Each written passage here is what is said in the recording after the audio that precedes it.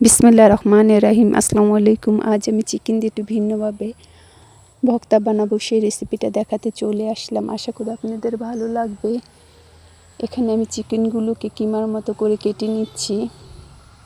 Chicken এখানে অনেক বেশি, তাই আমি আমার পরিমাণ মতো নিয়ে নিচ্ছি।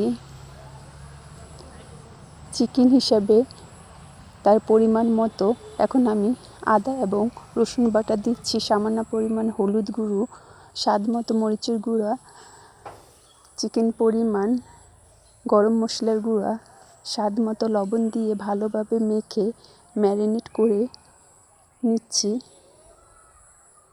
ম্যারিনেট করে 5-6 মিনিটের মতো রেখে দিব রেস্টে। চুলাটা লো আঁচে রেখে সামান্য পরিমাণ তেল দিয়ে কুমকুম গরম করে নিচ্ছি। ম্যারিনেট করে রাখা চিকেনগুলো দিয়ে নেড়েচেড়ে ভেজে নিব। খেয়াল রাখতে হবে চিকেনগুলো জানি মচমচে না হয়ে যায়, চিকেনগুলো জানি সফট থাকে। মাঝে মাঝে নেড়েচেড়ে ঢাকনা দিয়ে দিব।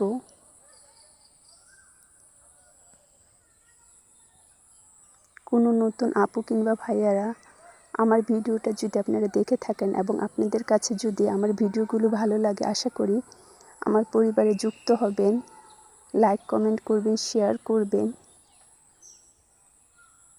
আর কমেন্ট করে জানিয়ে যাবেন।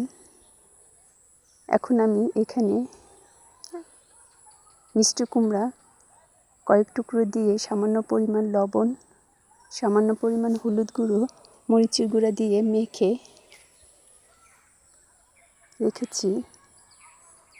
চিকেনগুলো হয়ে গিয়েছে, এখন এগুলো আমি উঠিয়ে নেব।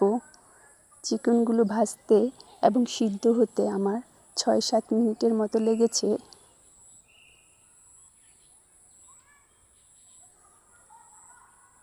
চিকেনগুলো দেখেন কত সুন্দর সফট আছে।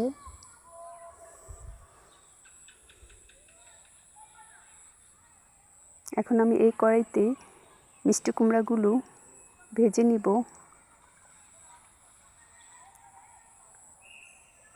ঢাকনা দিয়ে ভেজে নিব, মাঝে মাঝে উল্টিয়ে পাল্টিয়ে দিব।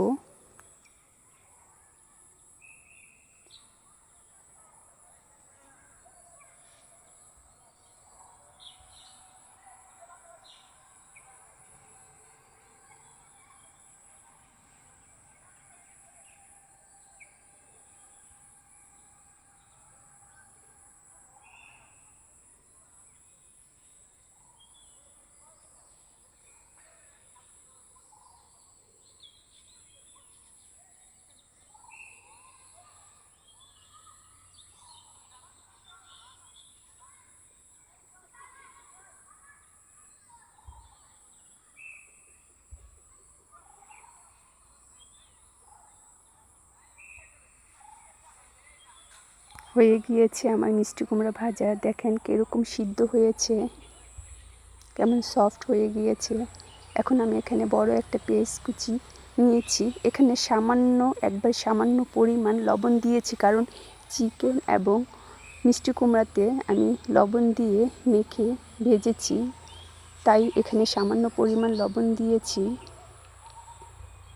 দিয়ে কাঁচামরিচের সাথে পেঁয়াজগুলো ভালোভাবে মেখে নিয়েছি। চিকেনগুলো আরও ছোটো করে ঝুরঝুর করে নিচ্ছি।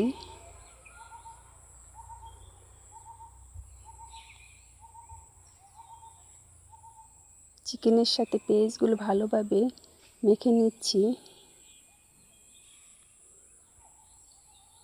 হাতে মাখানো ভর্তা যত সুন্দরভাবে মাখা যায়, তার স্বাদ তত বেশি বেড়ে যায়। এখন আমি ভেজে রাখা মিষ্টি কুমড়াগুলো দিয়ে দিচ্ছি। এখানে চারপাশে কিছুটা কালচে দেখা যায়, এটা কালচে না, এটা বাদামি রঙের হয়েছিল।